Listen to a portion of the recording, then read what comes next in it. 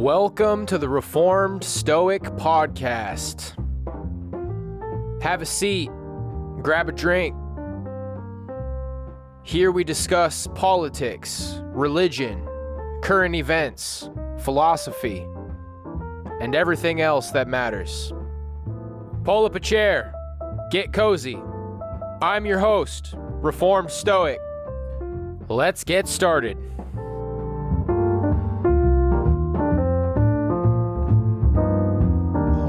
All right. How are we doing, gang?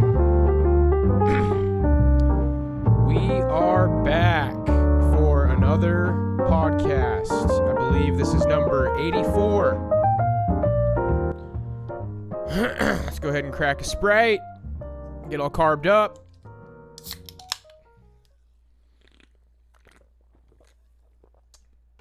Let's try what's a little bit of a new format today.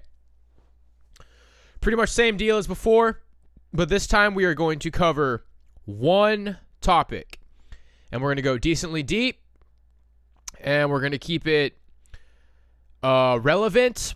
We got something that we've covered here a few times before that we're just checking in with. Lonely men. And it seems like the latest thing in these last few weeks is that the U.S. Surgeon General has declared a loneliness epidemic. So we got a few different outlets going over lonely men, loneliness epidemic, 63% of men single via The Hill. And then we are going to get two Christian voices covering the same exact topic. So in the past, we've gone for a long time in a podcast, been kind of all over the place, covered a lot of different current events, and then we have a whole separate Christian section that covers something completely separate. Right now, one topic, and at the very end, we got a couple of Christian perspectives on that topic. I don't imagine that this will go much longer than 45 minutes tops, but we'll just see. I'm not going to try to extend it or shorten it one way or the other. We're just going to let it flow and see what happens, my friends. So let's go ahead and get to, I guess, what we would call the news segment. And yeah, it's news. So let's do it. You're listening to the Reformed Stoic News segment. Let's go.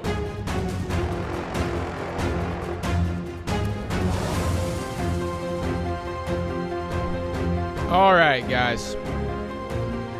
So, first off, make sure everything's running smoothly. Mic's looking good. Everything's looking good. This is not being recorded live. Well, I mean, I'm recording it right now live, but we are not on live stream. I'm going to go ahead and master the audio after this. Make sure everything pops all nice for you. We got screen sharing. All right, gang.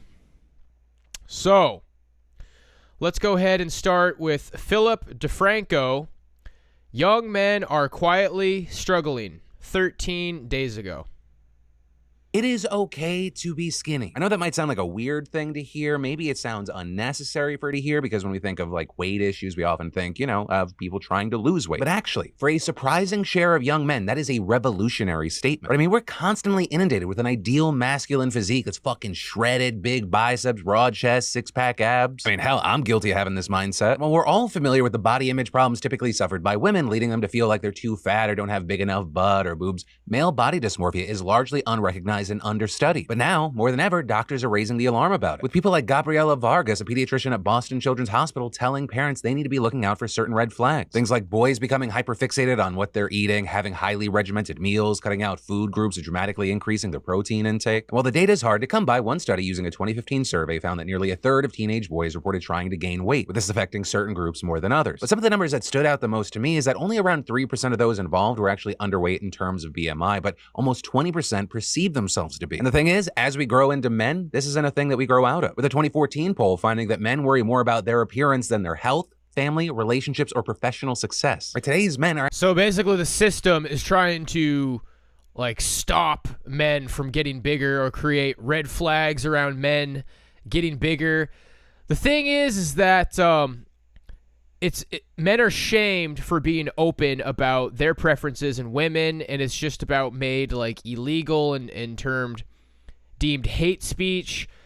But, you know, women are very forward with what they like in men. And there's this kind of weird two-faced element of society where we've probably all had experiences where we've witnessed women, you know, fawning over tall, muscular, jock type of guys and being very, like, disrespectful to short men. Overall, they don't really like obese or extremely fat guys either. But that's a little bit... Social norms has done a pretty good job, you know, rushing to the defense of fat people. But, you know, short guys are kind of just open season. And, you know, we've all seen this. We've all seen women, like, going on and on and on about, like, how much they like tall, athletic, muscle guys, or even, like, tall, skinny, pretty boys.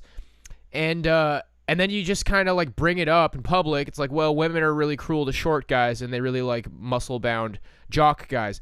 And then society will not acknowledge that it's real. They'll say, oh, not all women. That's ridiculous. You sound like a extremist incel. And it's very difficult to be allowed to acknowledge this. And I think a lot of these statistics we're starting to see and these studies, it's all coming to a head where it's like, okay, society, are we going to pretend that life just isn't the way it is? As far as, like, it's a red flag that men are trying to increase their protein or trying to gain calories, I mean, they're right to do what they're doing. I mean, you know, not to an extreme, but it's not like a bodybuilder diet or a muscle-bound diet is especially harmful. Like, yeah, if you want to get bigger, you got to increase your calories. You need to get a decent amount of protein. So when they're talking about it like it's red flags and, oh, I'm really worried that my son is trying to put on some muscle, I mean, it just seems like the system is flawed, ladies and gentlemen. Actually more concerned about their chest than women are about their boobs. And while obviously a focus on your health can be a very, very positive thing in your life, this fixation on muscle can be destructive both physically and mentally, leading men to obsessively scrutinize over their bodies, inspect themselves in the mirror, or on the flip side, just hide their bodies under baggy clothes. That's in addition to the health risks that come from working out too much or inhaling dietary supplements. Right? Excessive exercise and a skewed nutrient intake can be as dangerous as the drastic weight loss from eating disorders like anorexia. And ironically, if it gets to the point where the body's in starvation mode, hormone production can slow down, including testosterone, the one that is critical for building muscle. And that's especially true for young. So it's like you're mentally ill if you want to get bigger and stronger, because you know that's what women want. I mean, you guys, the future that I see coming is a bunch of robots, like Terminator robots, basically telling us that we're mentally ill. You are trying to put on weight for women. You are mentally ill. You need to be institutionalized immediately. 5150 now. And then you're either going to be like, you know, a slave to the prison system, or you're going to be like Arnold Schwarzenegger or some action hero, and you're going to do stuff that I don't really want to say right now. You're going to try to stand against the totalitarian system. It's fine when it happens in like Total Recall or a movie, but when real life becomes Total Recall or Demolition Man, well, you'll just have to use your best judgment. Younger boys who haven't developed the right hormonal environment for strength training yet, with one Harvard professor explaining there isn't a lot of potential to gain muscle mass for the average 10 to 14-year-old boy who lifts weights and drinks protein shakes. Yet, a key thing to take away here, that's precisely the age when they're feeling intense social pressure from peers and, in today's age, starting to access social media. Whether it's TikTok, Instagram, Snapchat, whatever, research shows that more screen time correlates with more muscle dysmorphia, and other data linking Instagram use by teen boys to disordered eating behavior, muscle dissatisfaction, and even use of steroids. I'll just give you my anecdotal evidence, okay? Most of the guys that I know who grew up to be jocks, they were doing sports when they were young, okay? They were doing sports when they were young. Wrestlers were wrestling all the way back to elementary school. Football players were doing like pee-wee, whatever, football in elementary school. I remember guys saying they could do like 100 push-ups when they were in elementary school. I have heard that lifting weights stunts your growth. But for me, who in middle school, I was like 80 pounds and I could barely do one pull-up, that is from a foundation of Cheerios, video games, television. I can't wait to watch SpongeBob. It's just like unsupervised, watching TV, Can I get a PlayStation, Mom? Can I get a GameCube? Can I get every new system that comes out every single year? Game Boys and GameCubes and sugar cereal and just like, I'm hungry, wait for dinner. And then, it's just like whatever your like boomer workaholic mom cooks, which a lot of times is like SpaghettiOs or something. I mean, I'm not trying to paint that hopeless of a picture, but from what I have seen, my anecdotal evidence is that sporty, jockey people were doing sports in elementary school. They were riding bikes, they were active, they were doing things. So a 10-year-old getting interested in fitness, like this like strong desire to like lift weights and eat healthy, what you should do is say, hey son, like I'll take you to the gym, or let's go to the track and run. Let's do some calisthenics. Let's really like study diet, and then we'll like integrate that into what we cook at the house. I mean, just looking at your son wanting to like have a good appearance, treating that as a red flag. I mean, ultimately you got to kind of like look at the messenger here. Like, I'm not trying to be mean or anything, but yeah, is this guy really gonna like tell us like what's okay within masculinity? So yeah, that's what I'd say about that. Like, you should embrace your son discovering fitness at a young age, because I did not give a crap until I was surrounded by bigger guys who were in better shape, and I was like, okay, I'm either gonna like get crushed or I'm going to adapt. And luckily for me, I had my growth spurt and started working out. And yeah, I mean, I feel like if I would have embraced fitness younger, maybe I would have joined wrestling. One time I said I wanted to join wrestling when I was in like 5th grade. It was completely ignored by my parents, probably because they didn't have time. They didn't have time to go to my wrestling meets. They didn't have time for that. But anyway, let's not make it about me. But also understand, male beauty standards have been hammered into kids long before they got their first iPad, right? It's in everything we consume. I mean, there was a 2006 study showing that fucking action figures became more muscular over the prior 25 years. With more recent research showing that boys prefer those hyper-masculinized toys over the older, skinnier ones. And then, I mean, just think about the American culture that... The older, skinnier ones? Because I remember, like, WWE, WWF toys. I mean, I'm pretty sure toys were always like that, man. I think in the 80s, you had kind of, like, average... slender G.I. Joes, but I mean, it was like that in the 90s, so. We grew up with. My heroes growing up, Arnold Schwarzenegger, Sylvester Stallone, are the most fucking yoked out people in the world. And that hasn't changed. I mean, you have the Chris's, right? Chris Hemsworth, Chris Evans, Chris Pratt. I mean, that dude went from, I'll have a large number 6 to SEAL Team 6. And I mean, you can even see it in the different acts. And this is what women want. The reality is that women like these guys.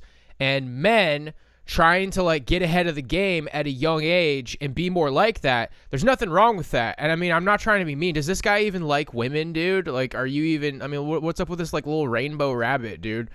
Taking care of yourself. Like, no offense, bro. It's just like, I don't really tell the world how to do whatever it is they do, you know? I do try to tell people to do a lot of things. I'm a jack of many trades, but, you know, this guy just, you know, maybe like, tell women how to do women stuff, because I don't really feel like you're the guy who should be telling us this, honestly, bro. Sorry.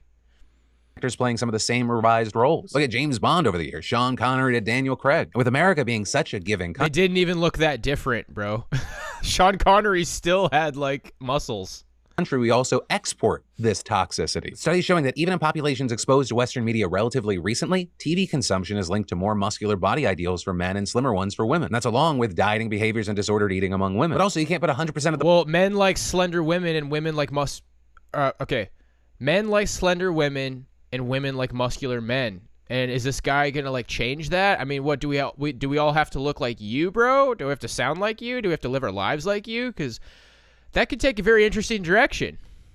The blame on media, because the supplements industry is the prime beneficiary here. Right? They've been aggressively marketing protein shakes, bars, pills, and powders towards men for decades. And it's worked, because now the global protein supplements market is valued at over $20 billion, with North America grabbing the largest share. And reportedly, more than half of males from adolescence to early adulthood take protein powder or shakes. And this is Americans... And that's actually bad advice. See, that's where you're getting memed by the health industry.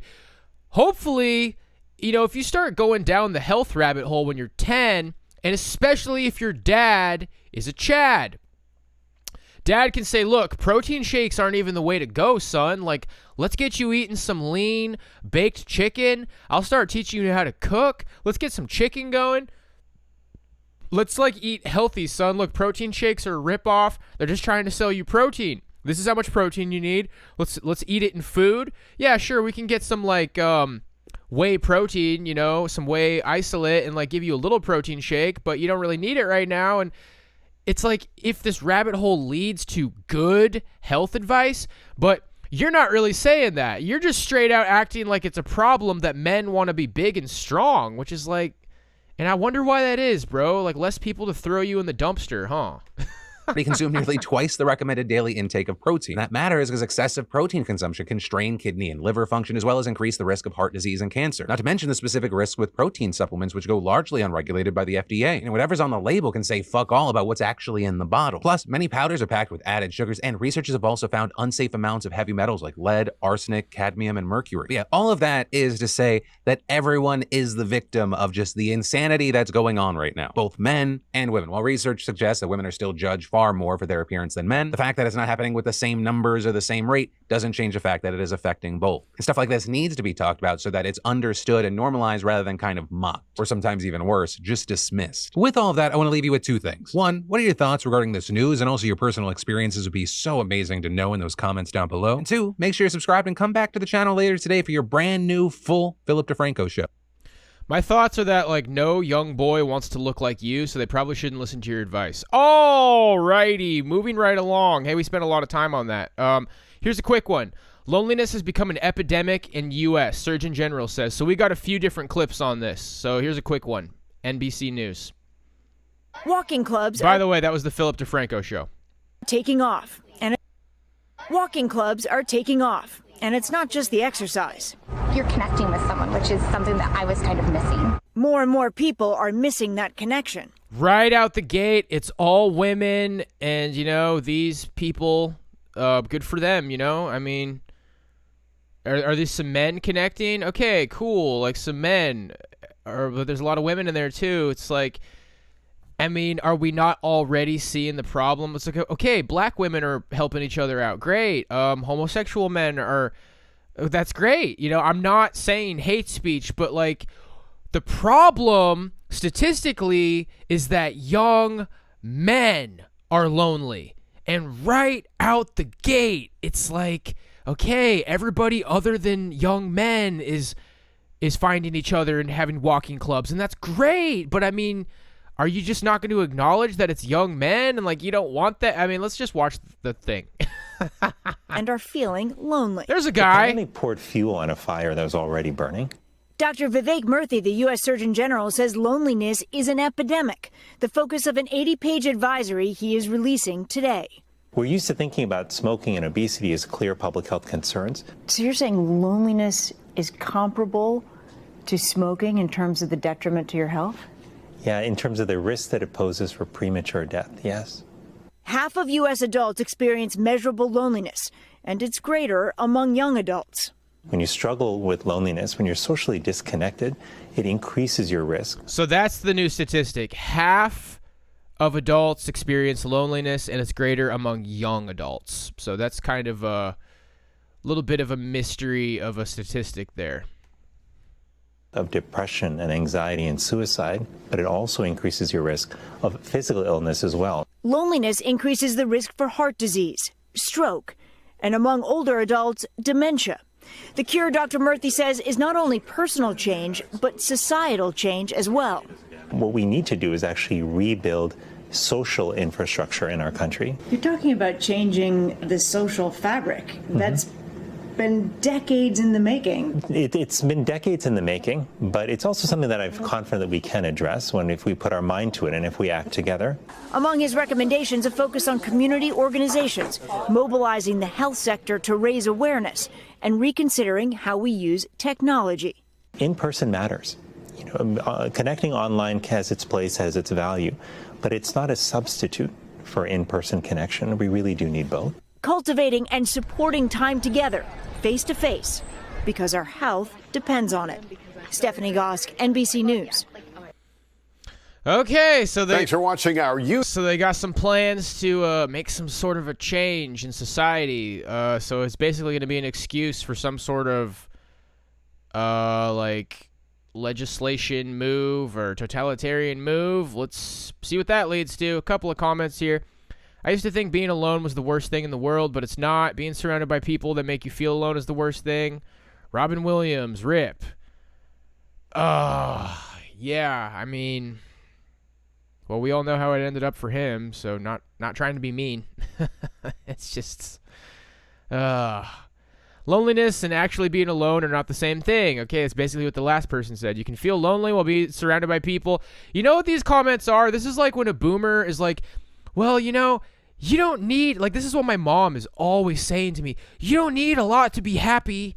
It's not about stuff. It's about you decide your own happiness. Like, they put a focus on this Eastern metaphysical crap. It's like, okay, but you took like 2 trips in the last year. You know, how was Ed Sheeran in frickin' England? You know, how's your like world cruise going? And you live in a custom house and, you know, you're the boss at your job. So it's like, you're a super successful boomer who takes multiple trips a year and lives in a custom house.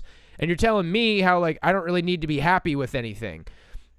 I don't need anything to be happy. Like, I need to just decide. One of her favorite stories is the story of Anne Frank. She brings that up. Like, you know, Anne Frank, like, learned how to love her captors when she was in the Holocaust. And it's like, boy, like, so that's how you want my life to be?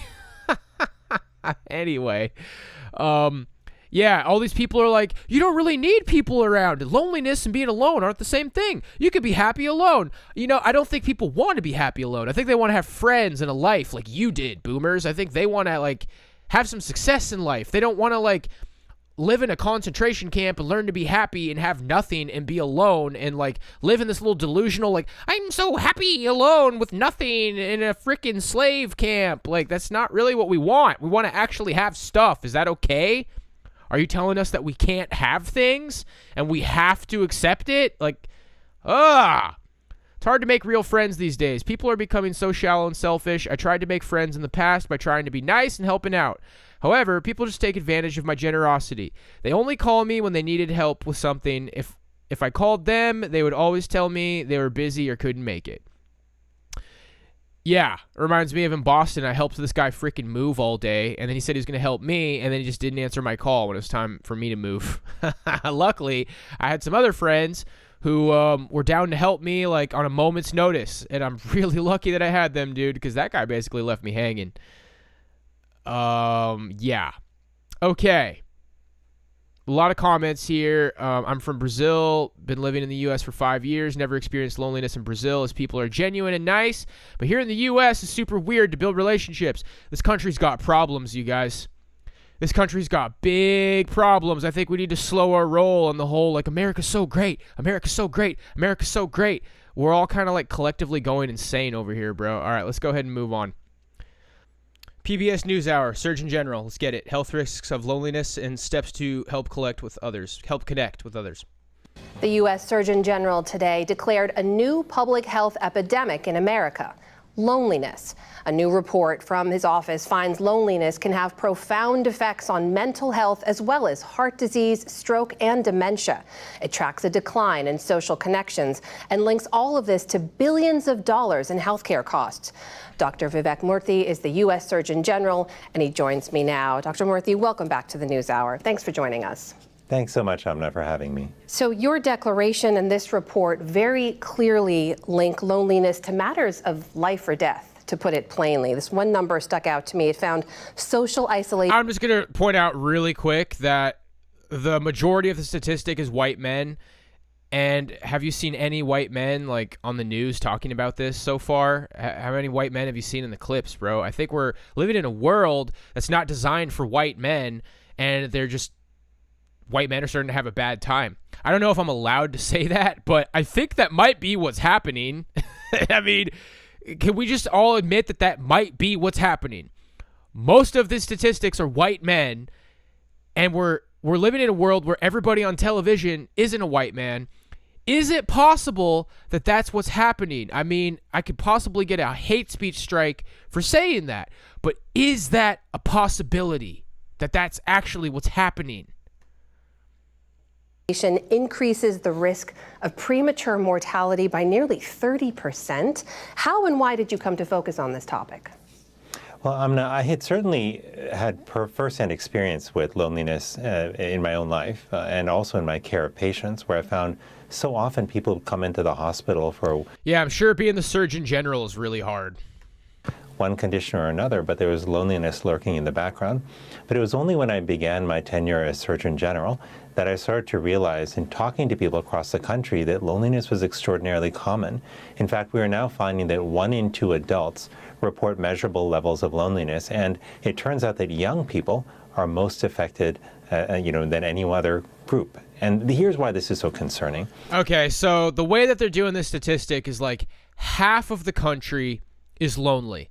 And that's devastating, okay? Imagine if half of people are like dealing with illness and mental illness and they're struggling. That's devastating for the country, okay? Imagine if a bomb went off and half of the people were like injured, okay? That's not good. But the majority of it is young people. So what percentage of young adults? Well, if you look at it that way, if you hone in on young adults, it's going to be over half. Over half of young adults are lonely. So this is bad. And everybody out there who's feeling like this has been a big recurring message on my channel. Lots of guys, man, I'm struggling with women. I'm struggling getting anywhere in life. It's been a rough life. A lot of people are mean to me. People gaslight me and tell me this or that. This is the news acknowledging that you were right. And everyone around you who said, well, that's blah, blah, blah, blah, blah, and you got a bad mindset, and blah, blah, those people are idiots, okay?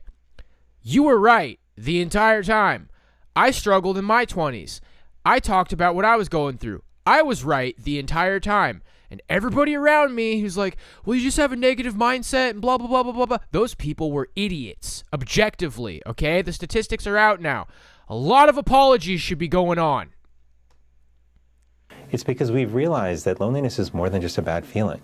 It has real consequences for our mental and physical health. It increases our risk of depression, anxiety, and suicide. But social disconnection also raises the risk of heart disease and dementia and premature death on levels on par with smoking daily, and even greater than the risks that we see associated with obesity. So however you look at it, loneliness and isolation are public health concerns that we have to prioritize.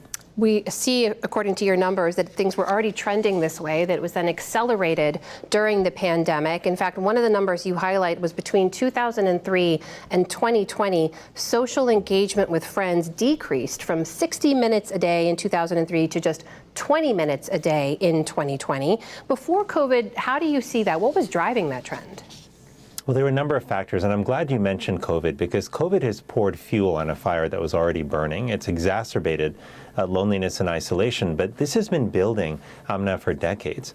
We've in fact seen a decrease in participation in community organizations and faith organizations and recreational leagues over several decades. We've seen that technology has fundamentally changed how we interact with one another and how we communicate with one another, and unfortunately has often replaced what used to be rich in-person connections with online connections, which often are of lower quality.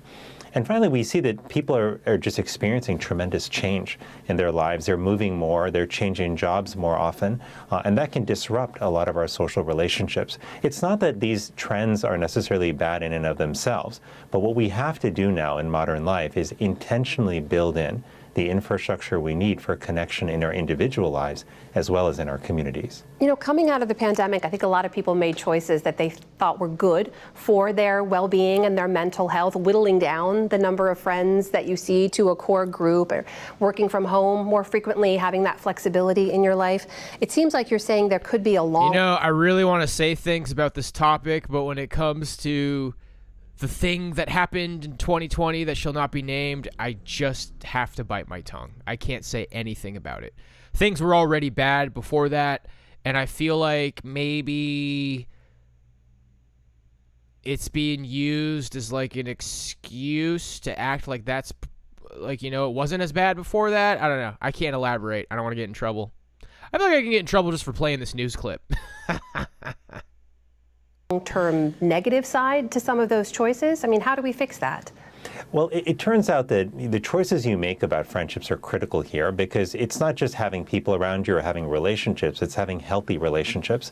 So some people during the pandemic found themselves focusing more on the relationships that really sustain them, and that's a good thing. But other people found themselves paring back on all of their social interactions, and that actually can be harmful. So the quality piece really matters. And one of the worries I have, Amna, as we think about the various factors that are driving this, is I think for too many people, especially for too many of our young people, the experience of social media has highlighted the importance of quantity of connection over quality of connection. And we know that that's not a recipe for greater connection. But finally, just keep in mind this, as big as this problem can seem, and as much as there is to do about it, and we lay out in the advisory I just issued today on the subject a framework for a national strategy to address loneliness, the key is to remember there are individual steps that we can take in our own lives today that will make a difference. Just spending 15 minutes a day with people we care about, making sure that we're fully present when we're interacting with others, that we're not This is just so cold and disconnected, and I just can't quite put my finger on why. Make sure you spend 15 minutes a day with people that you care about. Oh, what if that's nobody, and that's why you're part of the loneliness epidemic? I mean, are you serious, dude? Sounds like if there's a loneliness epidemic, maybe you don't have anybody to care about to spend 15 minutes with. I mean, but oh yeah, you know all about it, right? You struggled when you were getting your tenure as the Surgeon General. Give me a freaking break, dude. Distracted by technology, looking for ways to help other people, neighbors and coworkers, recognizing that small acts of service can be powerful. I mean, all of us out here who are living this chud life, this is what you heard your entire life, bro. These aren't real answers. Like, spend 15 minutes a day with somebody you like. Help your neighbor. Well, I haven't talked to my neighbor in 6 months.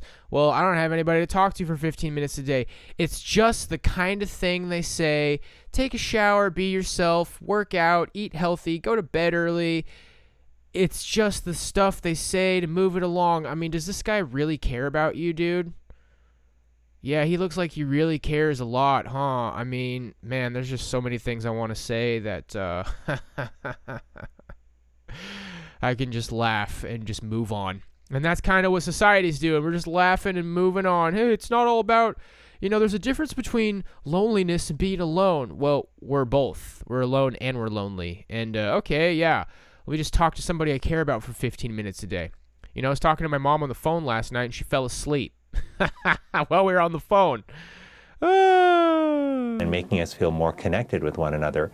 These are the small steps that can make a big difference in how connected we feel. You mentioned social media, and I know previously you've talked about your concern about young people in particular using social media. So when you look at these kinds of state bans we're seeing now, for example, Utah being the very first to come out and say that anyone under 18 is banned from social media unless they explicitly have parental permission. How do you view those? Are those a good idea? Ooh, unless they explicitly have parental permission. That's just such a, it's all about the image. People under 18 are banned from social media. Wow, what a big stand. Unless they have parental permission, explicit parental permission. I mean, jeez, dude. Yeah, I'm sure the parents are going to take a big stand. So basically, it's up to the parents whether or not you take a big stand. Man, let's just keep going.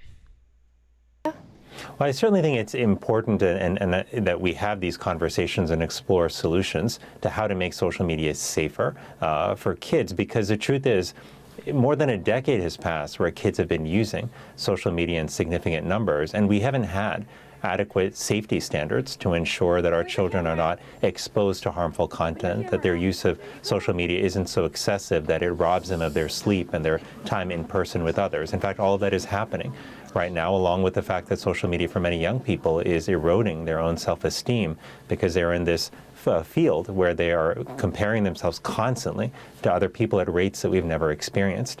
So the bottom line is we need to have this conversation about how to make social media safer. And while there are different strategies that are being explored right now, I think the conversation is not only important, I think it's welcomed by so many parents out there. And I say this as a parent myself, who are looking at what's happening and are saying, this is too hard for a single parent to manage on their own.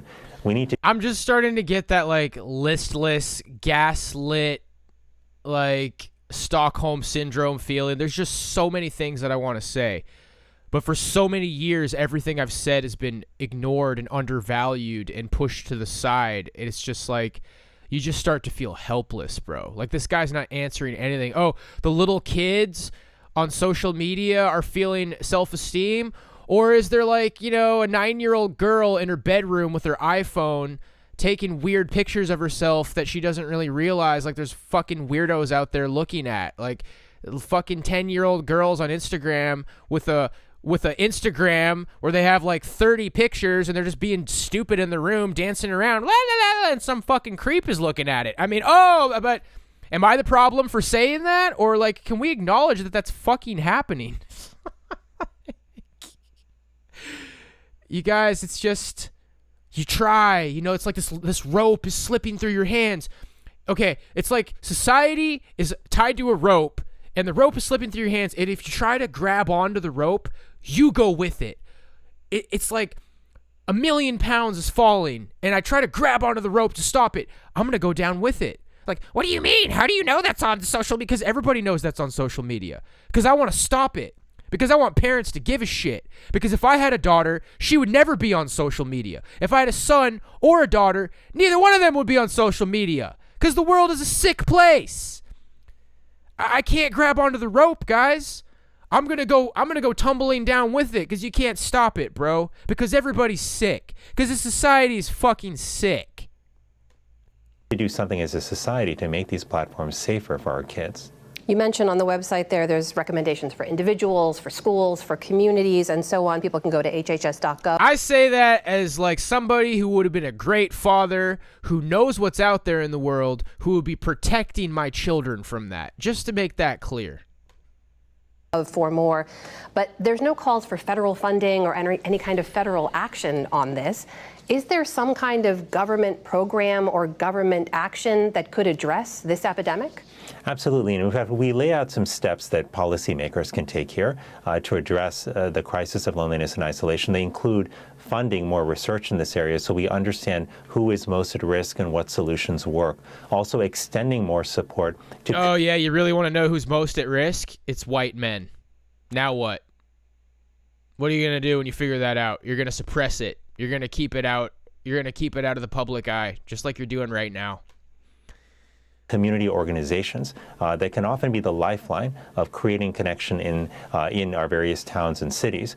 But they also include taking what we call a connection in all policies approach to policy making, which is to recognize that sometimes transportation policy, housing policy, education policy, sometimes these have effects on our interactions with one another, on our ability to actually... Wow, education policy has an effect? Really?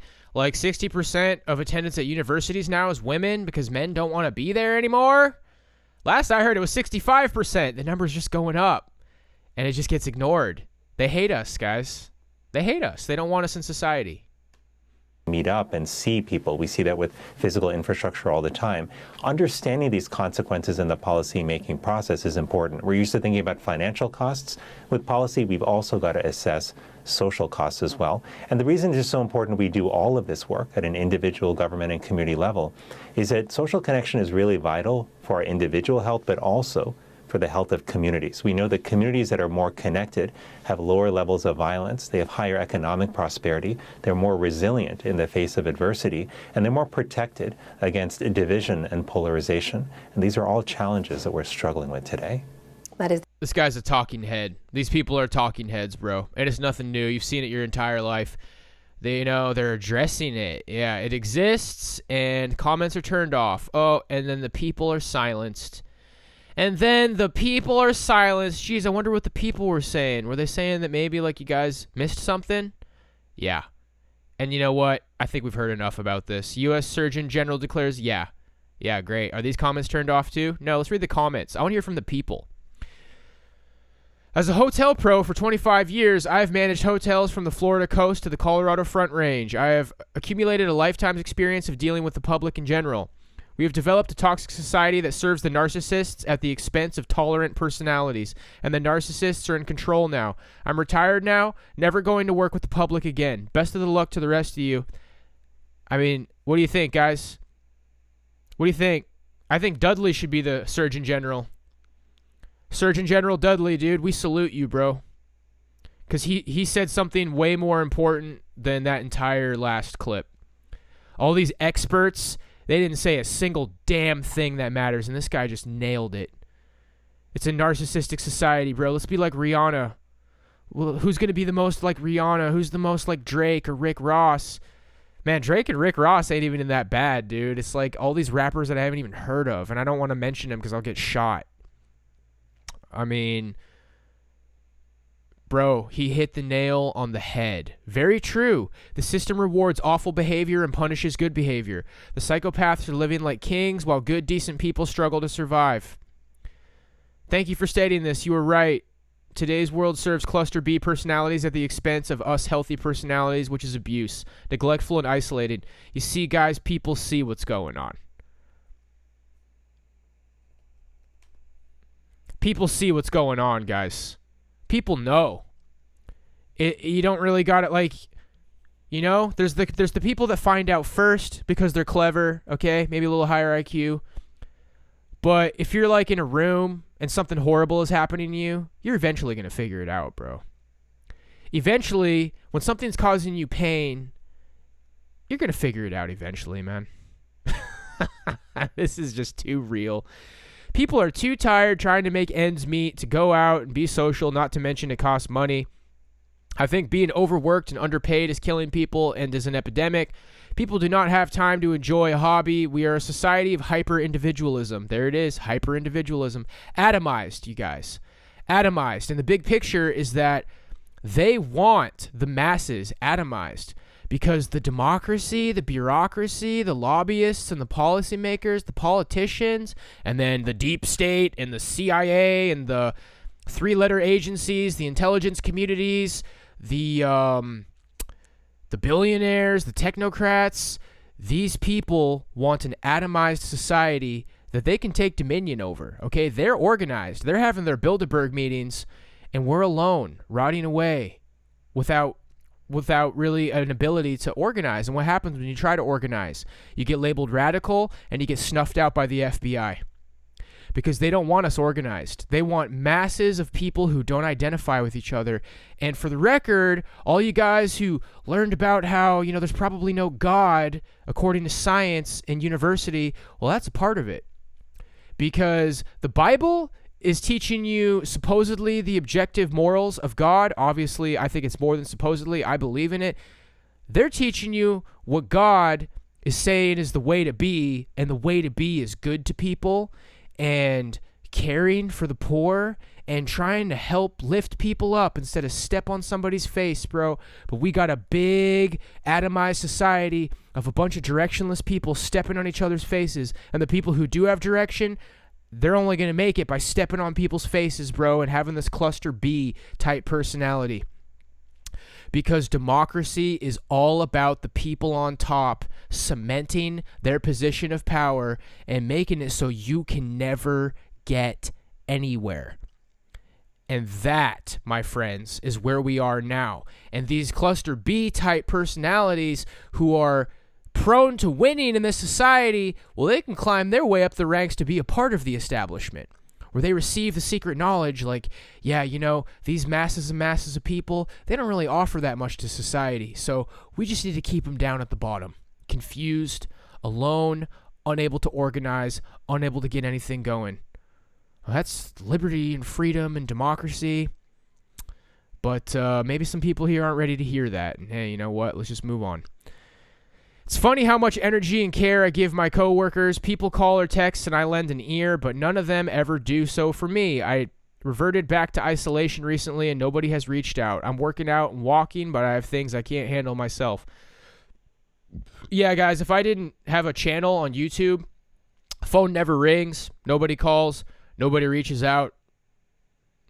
All the people in my life have made it very clear. Like, they want me to rot away and die alone. They just want me dead, bro. Most people I've met in my life want me dead and gone and buried and forgotten, man. That's been my experience. Killing them softly. Cell phones and social media ruined our body's needs for personal connections. We've replaced it with connecting to YouTubers, influencers that don't even know we exist. Hey, I'll tell you what, people in my chat, I know you exist, brother. If my stream ever gets bigger You know, maybe someday the chat will be too busy. I mean, I don't think so. I think there's room for my stream to grow, and I can still be personal to people, but let's be real, bro. People like me just don't make it, man. I know too much. I've said too much. Whew. Okay, well, I've underestimated the time, but no, yeah, we're going to keep going. I mean, let's just keep it rolling, dude. Okay. Courtney Ryan. We've talked about this lady before. She's, you know, doing her thing, grifting it up, trying to be a voice for men. Let's go ahead and see how she's doing. 11 days ago, 63% of men under 30 are single. Let's see what she's got other than what we're looking at right now. Hi everyone, welcome back to my channel. If you're new here, I'm Courtney Ryan, and today we're going to be talking about the fact that 63% of men under 30 are electively single.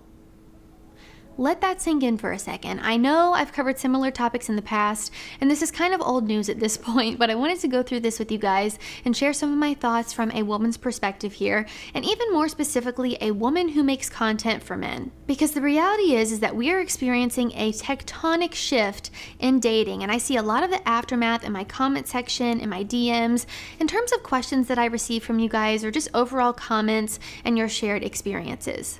I actually got on my Instagram stories the other day and I asked my followers, what are the biggest struggles you're having with dating at the moment? I had men and women answer, mostly men of course, and I'll actually be sharing some of the most common responses I got later in the video after I go through some stats and other info first. But before we get into the stats, big thanks to AG1 for sponsoring today's video.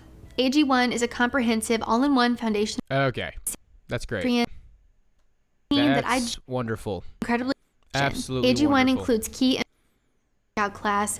Loving it. AG1 on this topic. The first one being here that 63% of men under 30 are electively single, as I mentioned, and this is up from 51% in 2019. Experts are blaming erotic alone time online as a major culprit. It was already a big problem before the Lord Voldemort that shall not be named year.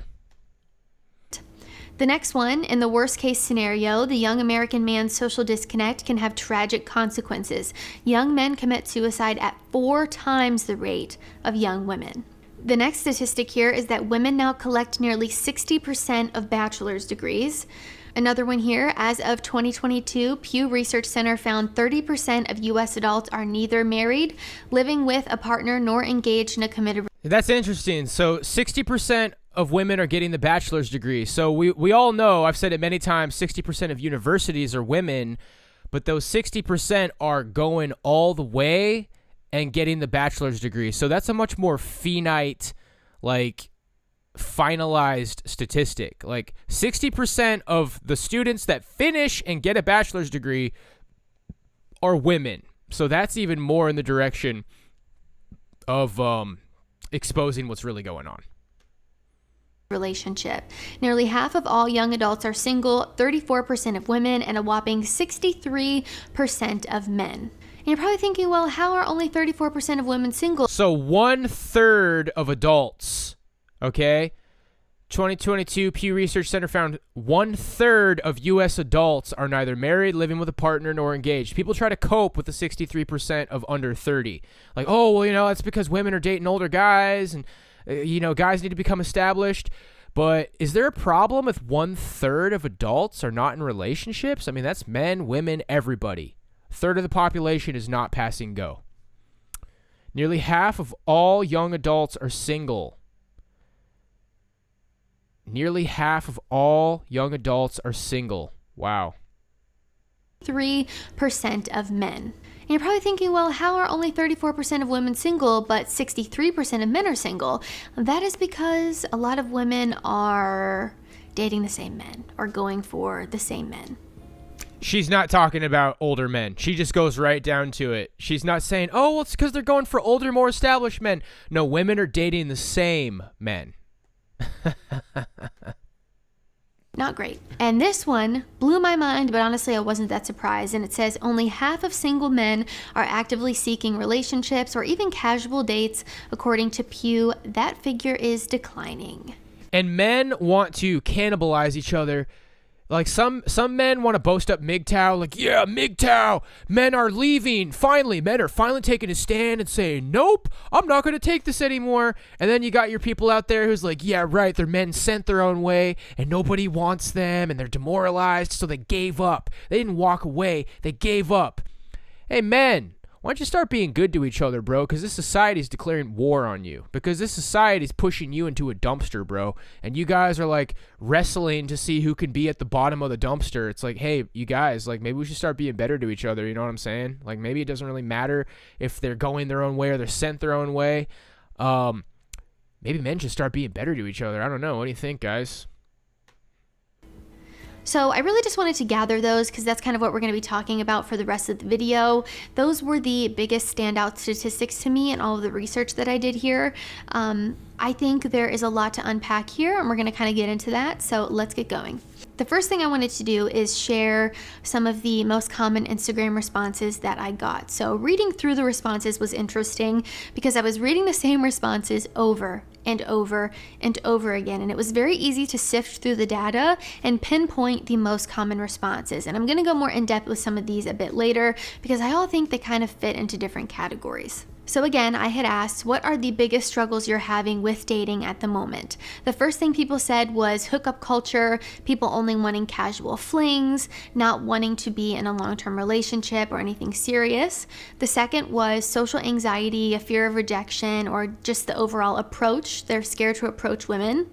Next was feeling hopeless and invisible. The next was ghosting and flaking, unrealistic expectations, no matches on dating apps, and just struggling to meet women in general. They don't know where to go, and worrying that they're going to end up alone. And if we have to narrow it down here, I think there are a few key reasons as to why these struggles that I just mentioned are the most common struggles that people are experiencing. I think there's a reason why these are happening and just continuing to become more prominent in people's lives. The first thing that I think is causing a lot of these problems is isolation. This here says, these statistics tell a sadder truth about this generation of men, NYU psych professor Niobe Way told the outlet. We're in a crisis of connection, Way said. Disconnection from ourselves and disconnection from each other, and it's getting worse. Absolutely agree with that. This says, in the early 1990s, 55% of men were reported to have 6 or more close friends. That percentage dwindled down to 27 in 2021, according to the American Perspective Survey. Now, 15% of men say they have no close personal friendships, data compiled by the Survey Center on American Life found. I think a big reason for this is because men are taught to prioritize a career. After all, women tend to go for men who are more successful, who make more money, who are, have a higher social status, who do well in their career or make good money for them. It's basically we're headed in the direction of a third world country, okay? When things were booming for the baby boomers, it's like if you graduate from high school and you get a job, you can get a life, okay? You can get a life and a wife and a family and a home. All boomers had to do was get a job.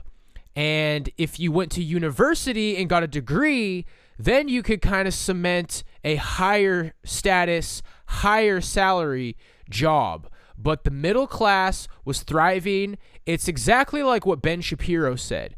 If you did not have kids outside of marriage, got a high school diploma, and got a job, you could make it in this society. Problem is that Ben Shapiro still says that, and that's not true today, okay? Women do not want to date guys who work bottom tier jobs unless you're extremely good looking, okay? Maybe there's exceptions to that rule, but that is what we are looking at. We are competing, women are competing for the higher status men who have the bigger piece of the pie, and things are just not the way that they used to be in this country. Themselves. And I think a lot of men also do this with the hopes that it will improve their dating life as well. Obviously, we know that women tend to look for men who are at their level or above, so it would make sense why men would then feel an extra need to prioritize their career because they think, okay, well, if I don't, then I'm probably not going to end up with the girl that I want or whatever. And as women, become more successful, we're earning 60% of bachelor's degrees. It makes sense why this is the case. Isolation is not healthy. It's obviously not good for the... And I think a lot of men are annoyed with this stuff about women being better or higher level or more successful. not all of those bachelor's degrees are worth a lot, okay? But they're all getting jobs because they got these make work jobs. But yeah, a lot of women are just majoring in things that are just kind of like the more goofy end of liberal arts. And, you know, they're getting HR jobs and they're getting these like office jobs that, let's be real, you didn't really need like a sociology degree for. So, you know, there's room for debate there. But, you know, a lot of these women would be so better off just getting married young, having kids, and just loving the crap out of their husband and their kids. But the reality is that a lot of men are struggling to provide enough money to support that. Friendships in your life, but also for romantic relationships. It's having a lot of negative consequences there. And that leads me into my next point, which is dating apps, social media, and porn. This excerpt says, young men are watching a lot of social media, they're watching a lot of porn, and I think they're getting a lot of their needs met without having to go out. Young men are excessively turning to porn to satiate. It's not meeting anybody's needs, bro. I mean, maybe there's some guys who think that. That's why I think, you know, I've been struggling a lot with like the Christian view, specifically the Catholic view on masturbation, but you need that buffer, guys. If you think it's fine to watch porn and there's nothing holding you back, you're going to have problems, man. You're going to have problems regardless. But yeah, you're not getting your needs met from porn. I highly doubt that there's that many men who feel that way. Their sexual needs, which in turn is causing long-term consequences to their sexual well-being. Important aspects of mating strategy have been completely removed from dating altogether with the rise of apps and social media. You no longer get to experience the entirety of another human, and you're merely reduced to a set of photos and a one-sentence bio. But there are so many more things about men that make them attractive to women and make women like them. When you get to experience someone in person, there are so many more things that are added to the equation in terms of finding someone attractive than just the way that they look. But when you're only being exposed to the way someone looks and nothing else, and you can't experience that person at all, their humor, their charisma, the way they interact with people, the way they carry themselves, you're completely eliminating all of the other aspects that make men attractive to. Well, this is just a Pandora's box thing. The box is open. The reality is that women are getting hundreds of matches. Like, it's insane. The amount of matches women are able to get on Tinder is insane. And, you know, there's going to be like 50 guys or 25 guys. I mean, there's going to be a lot of guys that they find physically attractive. And they're going to meet those guys and they're going to check enough of the boxes for them to end up in bed with them, okay? Yeah. Before this Pandora's box was open of dating apps, women were in the wild, and, you know, there's Mr. Hotshot, 5'10", wearing a suit, working his game, really working it, really going for it, just really hitting the nail on the head, and women ended up sometimes with guys who didn't have these, like, concrete, today's standard of looks. But Pandora's box is open, and women just have too many like high status men to choose from in their message boxes. And what she's saying is just, it's just not going to matter anymore. Women aren't lowering their standards because they don't have to women. So it's no surprise that most men aren't getting matches or having any success on dating apps and therefore aren't dating. They aren't meeting people outside of their house. All right, I'll tell you what. I got to go to the bathroom again. I'm just going to leave this plane. I'll go as quick as I can. Or even from the convenience of their own homes on the apps. And the men who tend to do very well on dating apps are men who are extremely attractive or take really good photos. And all the women are swiping on them and not really swiping on the average looking men, because then they swipe and see the very attractive guy and they match and they automatically think, okay, well, if I can get that, I'm not going to go for anything less than that. But it's just an illusion of options. The next cause is situationships and hookup culture. So this has had a significant impact on the dating landscape in recent years and has had a multitude of negative consequences. One being the devaluation of traditional relationships. Many people now view dating and relationships as temporary and even disposable rather than something to be cherished or nurtured over time. This can then lead to a lack of emotional intimacy and detachment when it comes to dating, and then leads to increased loneliness as more people struggle to find a genuine connection. Again, this is one of the most common responses I got when I asked people on my Instagram, what are the biggest struggles you're facing right now? Situationships, hookup culture, people just wanting to talk for months and then nothing happens, nobody wanting to commit. Talking for months. Yeah, see, guys, that's basic level game. If you're not able to get a meetup in like a week or two, it's just not happening, dude. And a fear of commitment is another byproduct of this, partly caused by the illusion of endless options and the fact that people are just going through each other like hotcakes. If you're constantly thinking, oh, I can get something better, or oh, I have all these options, it makes commitment a little bit scarier. The next... Okay. Should we just... We're at like the halfway mark.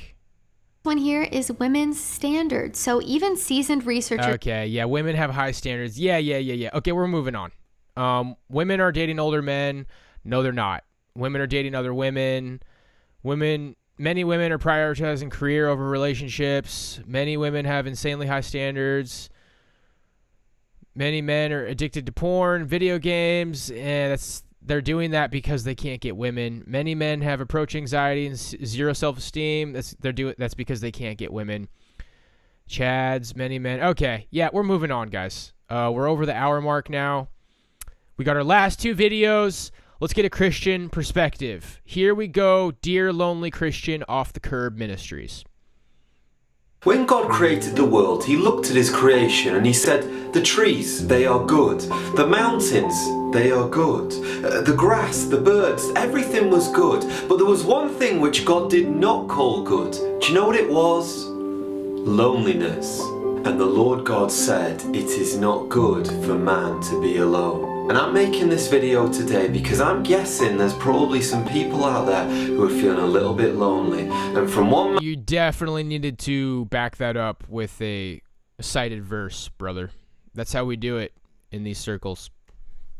Man who feels lonely every now and then to another, I want to speak to you about loneliness. As a street preacher, often I'm standing on the streets and I'm preaching Christ, and the whole world is going by. The whole world is looking at me and laughing at this street preacher, at the odd man who's at the front preaching about Christ. And you know, I spend many hours on my own in my office writing sermons, writing essays, making these videos. I feel so alone. But I want you to know this. If you're watching this now and you subscribe to my channel, you have been a real blessing in my life. You've encouraged me, you've blessed me, because at times when I feel lonely, I just log on YouTube and I see all these wonderful friends from America, from India, from the Philippines, all around the world. There's people out there who are really helping me. But I do want to now share a true story with you. And the first time I heard this story, it brought tears to my eyes. Before the time of aeroplanes, there was a poet, a man called Rupert Brooke, and he was making a very long journey all the way from Liverpool to New York by boat. And as he's standing on the boat, there was other sailors there, and their families were on the pier, and they were shouting to the sailors. They were saying, "Oh, make sure you write. Oh, we're gonna miss you. Oh, we're gonna miss you so much." And they're waving away, waving to the sailors. But Rupert Brooke stood there on the boat, totally alone. But as he sort of looked out at the crowd, he noticed a young boy, about 6 or 7 years old. And I don't like to use this word, but he's what we would call a peasant, you know, dressed in rags, Oliver Twist kind of style. So the poet, he ran off the boat and he scrambled through the crowd, and he went and he found that little boy, and he went up to the boy and he said, "Excuse me, young man, what is your name?" "Oh, my name's William, sir." "William, if I gave you a sixpence, would you do a favour for me?" "What would that be, sir?" "William, would you wave to me?"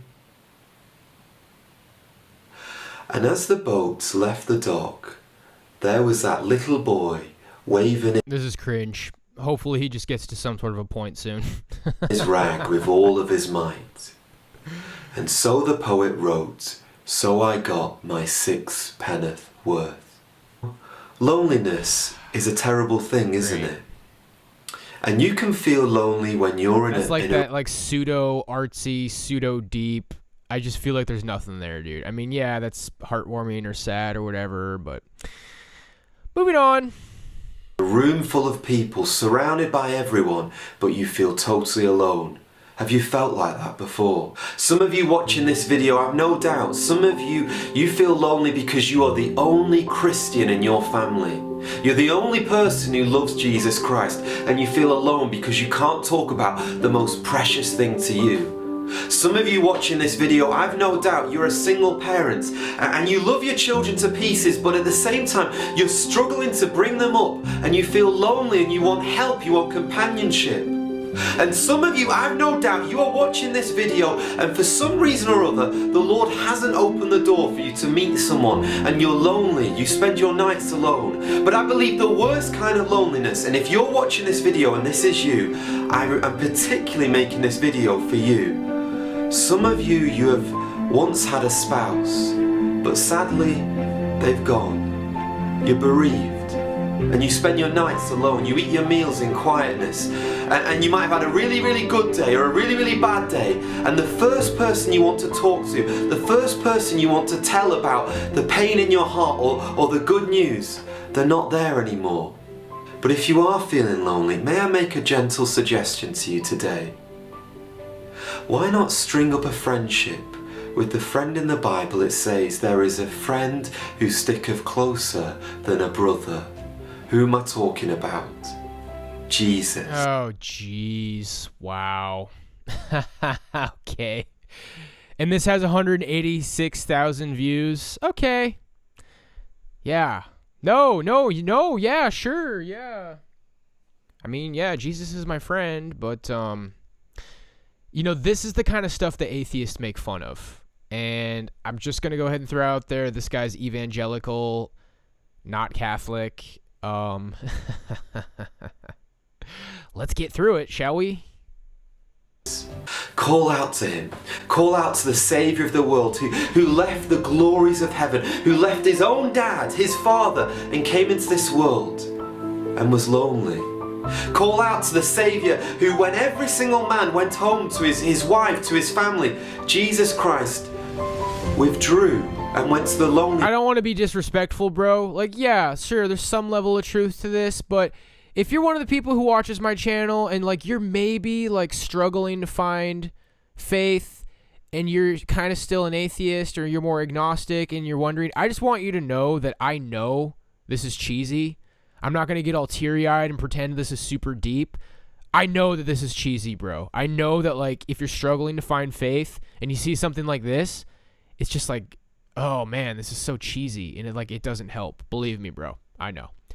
I was an atheist for most of my life at this point. I did not find my faith until my mid-20s.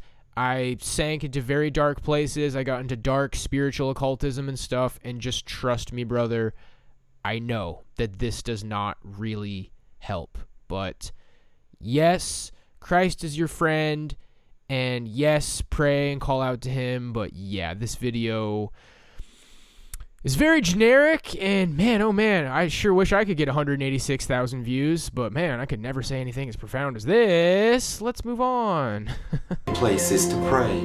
Come to the one, the Lord Jesus Christ, who even though he's surrounded by people, when he's there hanging on that cross, when he's bleeding there and dying on that cross, and everyone's scorning him, everyone's pointing at him and saying, him, if you're the Son of God, bring yourself down from that cross, deliver yourself. He was lonely on that cross. He suffered loneliness on that cross, separated for your sin, all of the sin of the world laid on Jesus Christ, and he was crushed on that cross for you. Friends, he is the only one who can deliver you from your loneliness. He is the And that's true. He's the only one who can deliver you from your loneliness. That's true. only one who can help you. And thanks be to God that we have a Savior, Jesus Christ, who sympathizes with all of our weaknesses. But you know, when you're lonely, like, yeah, this video is just not really gonna, like, make it go away, is it? And if you're struggling with your faith, you're like, gosh, like, this just kind of feeds into the stereotype of, like, the cheesy evangelical. Not to say the Catholics are never cheesy. Sometimes I'm afraid to click on your videos because they always hit home. Yeah. All right. Let's give Christians another shot, shall we? Here we go. Here's a guy with some trap muscles and some testosterone. Maybe we'll... I'm not trying to be mean, dude. Okay. Long time ago, 2013. Probably the oldest. This is definitely the oldest video. So let's see if this guy, blast from the past, relic of a man from the past. Wow, I was kind of happy in 2013 sometimes. That was the last time I had any lady attention that was like actually what I wanted. Not that that's what it's about. Okay, church loneliness and the dangers of isolation. John Anders. This is our last video. I am going to edit out one bathroom break I took, but we're at an hour and 11 minutes. I'm going to try to get this up tonight, guys. This is probably the most vulnerable and difficult video that I've made so far. And I really don't want to do it, but I kind of feel as if I'm supposed to and have felt like that all morning long. But maybe you're like me and you struggle with relationships and people and relating to people and community, and you tend to, for one reason or another, isolate yourself. I do that a lot. Most of you probably don't even know that about me, but I have tremendous social anxiety and just feel like I don't understand relationships. And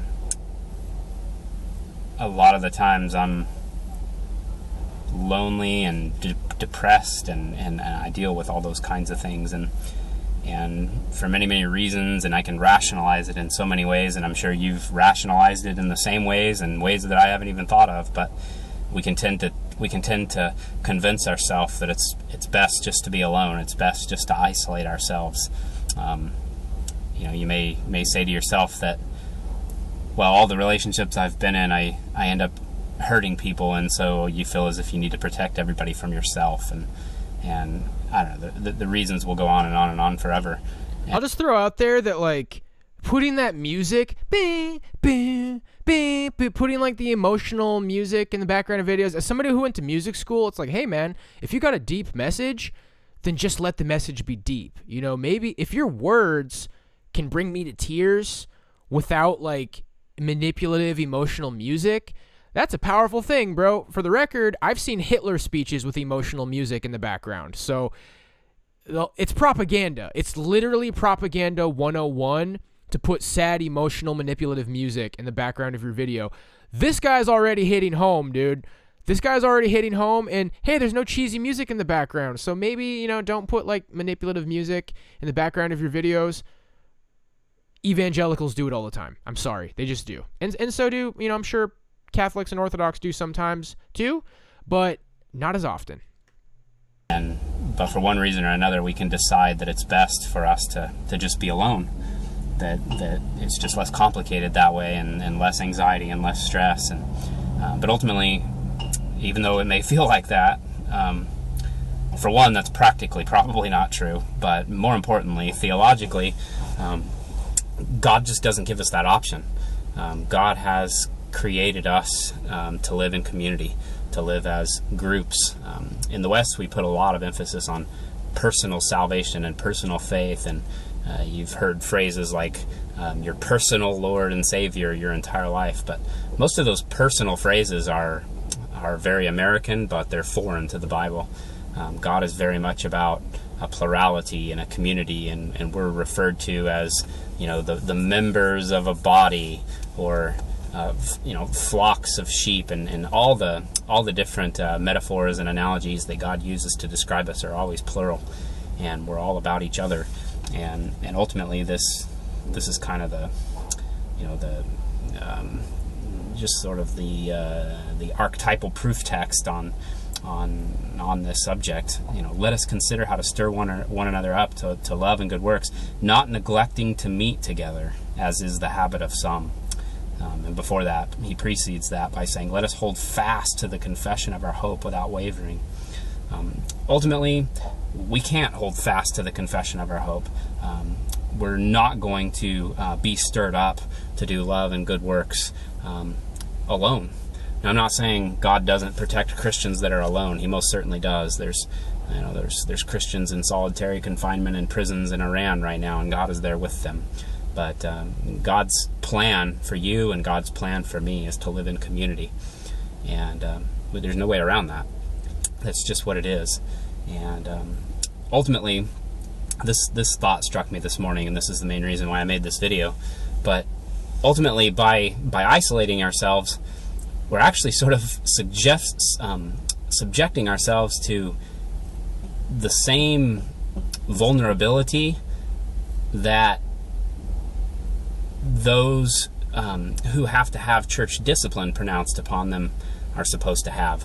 I was sort of thinking about that passage there in 1 Peter 5, where Peter writes that the devil is like a roaring lion, and he's prowling around seeking whom he may devour. And I kind of thought about that analogy of the lion, and you sort of picture the Discovery Channel show, and you always there's always the flock of water buffalo or gazelle or whatever, and the one gazelle, the one. And it's interesting because I've heard Christ referred to as the Lion of Judah as well. So it's like, oh, the devil's a lion and Christ is also a lion. The devil's like Scar and Christ is like Mufasa. How do you like that one? Maybe you're like, no, dude, no. Jesus is not like the Lion King, but hey, Christ is the big lion that scares the little lion away. But yeah, I like everything this guy's saying, bro. I'm glad that we got a good one for the end of the podcast. Water buffalo that just insists on isolating himself. What does he become? He becomes lunch for the lion. And we read in over in like 1 Corinthians 5, and I believe in Matthew 18 as well, and some of the passages about church discipline, when somebody is found out to be in sin and they acknowledge that it's sin but refuse to stop doing it, and they're just belligerent about it, the church has to go through certain steps, but eventually it ends in putting them out of the church. And Paul actually describes that as handing them over to Satan, so that their flesh might be destroyed. In some way, he doesn't really even explain how this works, but somehow there's protection within the group, just like the Discovery Channel with those water buffalo. Somehow we're protected by being in the body, in the group, in the flock, in the church, in the ecclesia, and church discipline eventually leads to the place where you're removed from being in the protection of that group. And so by being an isolationist, by saying I'm just going to sort of do this Christian life thing on my own for whatever reason, you may decide to do that. Ultimately, you're that gazelle, you're that water buffalo that has decided to sort of wander off all alone. And hey, our enemy is like a roaring lion, and he is prowling around seeking whom he may devour. And you're just making yourself easy prey. And anyway, some strange connections there, and just thought that I would. You know what? This video has value. This guy's saying something. I'm sitting here like, wow, this is actually, I'm very glad that I found this video for me. And I'll give some more thoughts after we're done here. But thank you, Heavenly Father, for putting this video before us today, because this is great. This is good stuff. Share that with you guys. And so I just want to say, if you're like me and you have a hard time with people, and you tend to want to convince yourself that nobody cares, or you can't do this, or whatever, people care. People do care. I've been there. I convince myself of that all the time. And I've spent a great deal of my adult life, and probably even my childhood too, pushing away the very people that care about me the most. And I don't even entirely know why I do that. But what I do know is this is truth. And God says that the way that we are to hold fast to our confession of hope, and the way that we're to get stirred up to love people and to do good deeds is by being in community and not forsaking the assembling together of ourselves. And so we need to do that. I love doing that. Those of you who know me know that I can sit around and and talk about God and his church and the end times and theology for hours and hours and hours and hours and hours. But when it comes to relationships with people, I have a very hard time. And so I understand there's people out there that understand. And even though it's hard and it just seems so opposite your personality, continue to pursue relationships, continue to be a part of the body, or if you haven't been, do it now. It may seem wrong, it may seem too difficult, but God says it's best, and God is good, and God only wants what's best for us. Wow. Wow, my friends. You know what that's evidence of?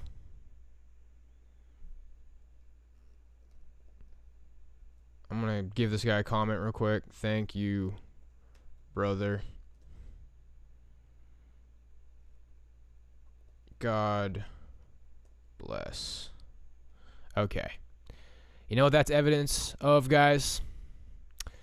That a man of Christ can say something that isn't completely useless. And I know those guys out there, you atheists and agnostics, you need to hear that. You need to find a guy who's wise.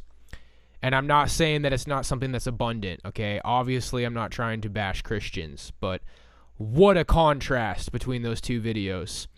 And I like that he doesn't let you off the hook, guys. And I want to end by talking about my recent complaining about masturbation.